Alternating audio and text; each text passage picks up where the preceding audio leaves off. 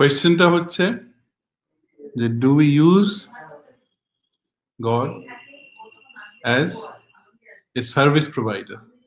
তো service provider মানে কি? যে আমার কিছু প্রয়োজন, এই প্রয়োজন মিটাবার জন্য আল্লাহর কাছে আমি চাচ্ছি। আমরা যেমন মসজিদে মসজিদে দোয়া করি, অনেক সময় কান্নাকাটি করে দোয়া করি যে আল্লাহ এটা দাও, আল্লাহ এটা দাও, আল্লাহ এটা দাও।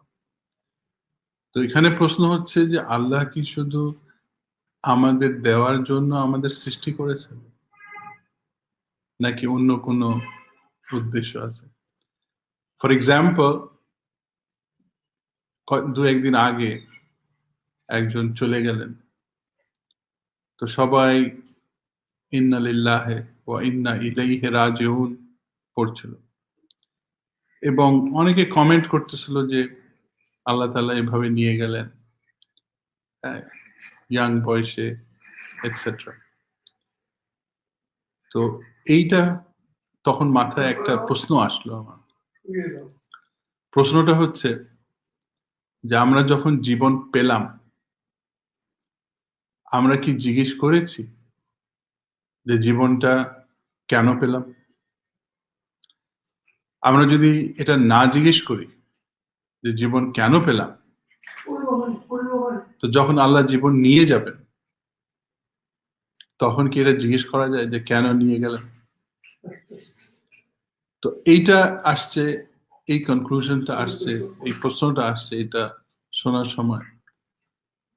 তো এইটা আমাদেরকে কিন্তু খুব চিন্তা করতে হবে যে লাইফ গিফট হিসেবে পেয়েছি, আর আমাদের যা প্রয়োজন আল্লাহ ছাড়া তো কেউ মেটাতে পারবে না, আর প্রয়োজনটাও আল্লাহ তাআলা সৃষ্টি করেছে। তো আমার কি প্রয়োজন অ্যাকচুয়ালি আল্লাহ তাআলা জানেন, কিন্তু আমরা শুধু অ্যাপ্রোচ করি আল্লাহকে যে এটা দাও, ওটা দাও। তো কোনো সময় কি বলি যে আল্লাহ শুকরিয়া?